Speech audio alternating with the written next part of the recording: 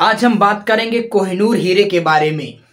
एक श्रापित हीरा, उसकी कीमत के बारे में, कितनी कीमत हो सकती है उस हीरे की, जिसके लिए जाने कितनी लड़ाइयाँ लड़ी गईं, जिसके लिए जाने कितने राज छीने गए, जाने क्या क्या हुआ उस कोहिनूर हीरे को लेकर।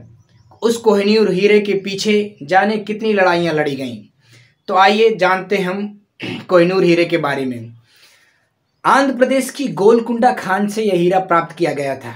जब यह हीरा मिला था उस समय विश्व में सबसे बड़ी हीरे की खान गोलकुंडा में ही थी। तो इसकी कीमत के बारे में बताते हैं। कीमत किसी चीज़ की कैसे तय होती है? अगर उसको खरीदा या बेचा जाए तो कीमत पता चलेगी। कोहिनूर हीरा न कभी खरीदा गया और न कभी बेचा गया, तो इसकी कीमत के सिर्फ अनुमान ही लगाए गए हैं। असलियत में इसकी कीमत किसी को नहीं पता कि कितनी होगी, क्योंकि ना बेचा गया ना खरीदा गया। तो यह हीरा जब बाबर के पास आया, अभी हम बहुत पुराने पहले चलते हैं, कैसे आया वो बाद में बात करेंगे। जब यह हीरा बाबर के पास आया तो उसका नाम कोहिनूर नहीं था, उसका नाम सिर्फ हीरा था और बड़ा हीरा। तो जब बाबर के पास आया तो उसने अपने हिसाब से उसका नाम बाबर हीरा रख दिया था। लोगों ने जब बाबर से पूछा कि इस हीरे की कीमत क्या होगी, तो बाबर ने बताया विश्व में, संसार में जितने भी लोग हैं उनके लिए 2 से 3 दिन का खाना आराम से आ जाएगा अगर इस हीरे को बेचा जाए। तो इतनी कीमत लगाई थी बाबर ने। उसके बाद आपको पता है, अगर हिस्ट्री आपने पढ़ी है, जब नादिर शाह ने आक्रमण किया शाहजहां के शासन में, तो वो हीरा लूट के ले गया। यहाँ से हीरा खजाना सारी चीज़ ले गई। तो जब उसकी नज़र उस हीरे में पड़ी, बहुत चमक रहा था, बहुत शाइनिंग थी उसमें, तो उसके मुंह से निकला था कोहनूर, न कि कोहिनूर। कोहनूर का मतलब था, कुह मतलब होता है पर्वत और नूर मतलब रोशनी, पर्वत जैसी रोशनी।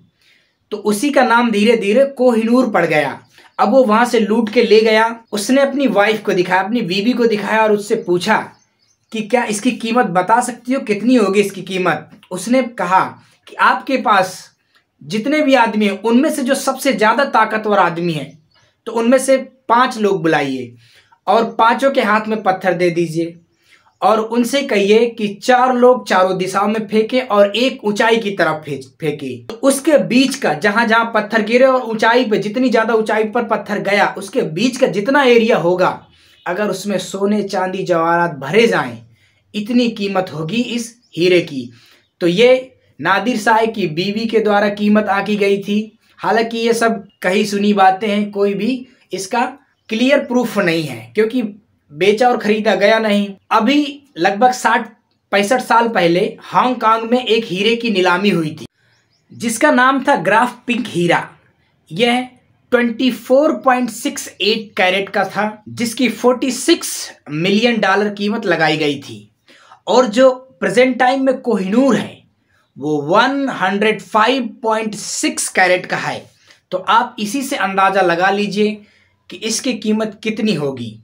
हालांकि ये अभी प्रेजेंट टाइम में 105.6 कैरेट का है। पहले जब ये मिला था तब 793 कैरेट का था, उसके बाद 186 कैरेट का बचा और उसके बाद प्रेजेंट टाइम में 105.6 कैरेट का था। तो ये कम कैसे हुआ, इसकी भी जानकारी आपको देंगे। अगर हांगकांग वाले हीरे से इसकी तुलना की जाए तो ये 1.5 हजार करोड़ इसकी कीमत बनेगी जाके, जो प्रेजेंट टाइम में 105.6 कैरेट का कोहिनूर हीरा है।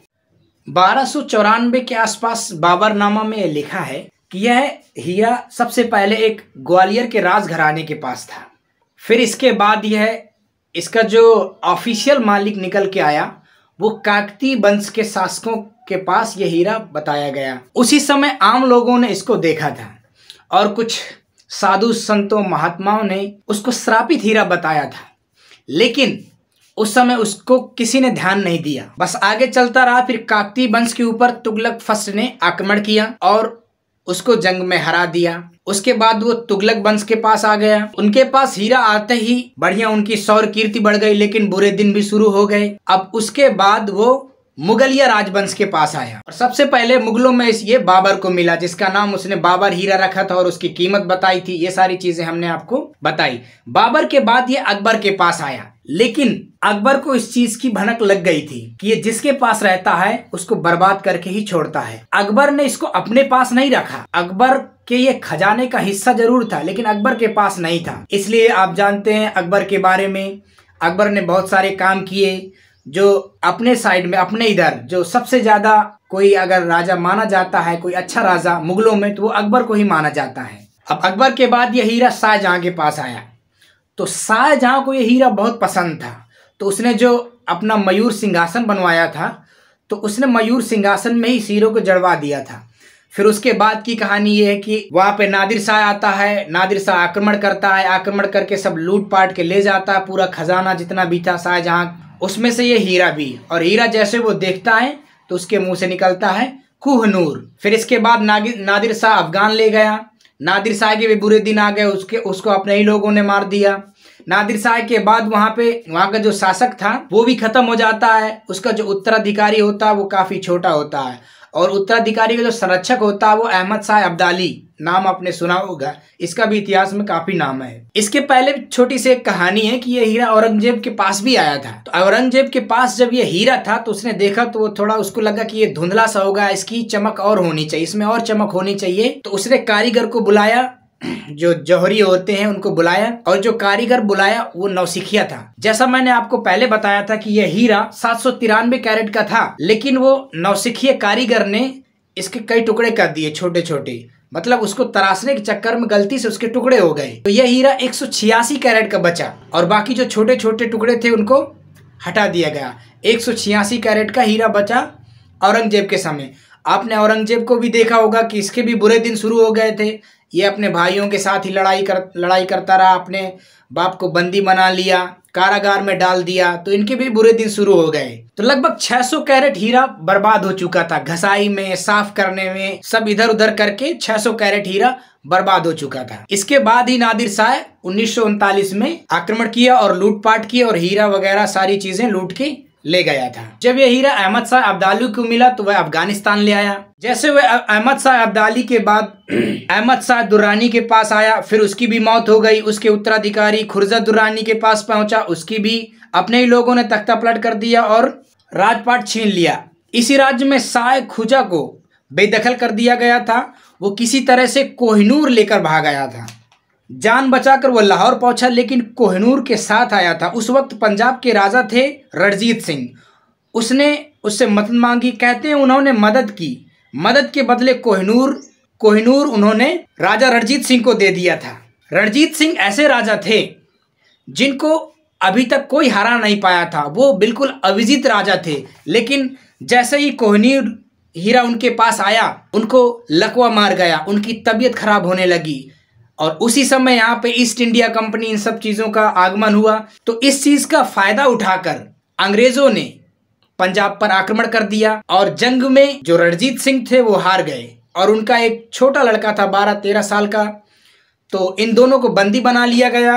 कहते हैं इसके बाद हीरा अब अंग्रेजों के हाथ लगा। 1300 से 1936 तक यह हीरा घूमता ही रहा। अंग्रेजों ने भी सुना था इसके बारे में कि यह श्रापित हीरा है, लेकिन उन्होंने ये भी सुना था कि अगर इसको औरत के पास रहे तो वो श्राप मुक्त है, मतलब औरत के जरिए किसी का नुकसान नहीं होगा। अगर यह हीरा आदमी के पास रहता है तो उसके बुरे दिन शुरू हो जाते हैं।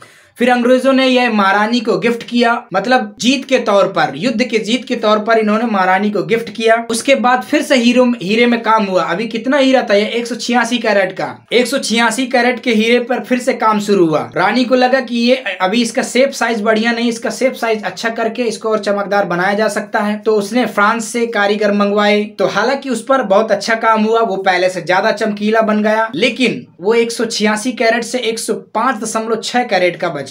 और महारानी को भी ये पता था कि ये श्रापित है, तो उन्होंने अपने मुकुट में बाकी जवाहरात और हीरों के साथ जड़वा लिया। लेकिन उन्होंने अपनी वसीयत में एक चीज लिखी कि अगर यहाँ पर कोई राजा बनता है तो वह इस हीरे को अपने पास नहीं रखेगा, इस हीरे को कभी पहनेगा नहीं। उसकी जो पत्नी होगी यानी कि महारानी होगी वो इस हीरे को पहन सकती है। तो ये थी शॉर्ट में कोहिनूर हीरे की कहानी। आशा करते हैं आपको कहानी पसंद आई होगी। अगर कहानी पसंद आई हो तो सब्सक्राइब करें हमारे चैनल को और अपना प्यार बनाए रखें। मिलते हैं अगले वीडियो में।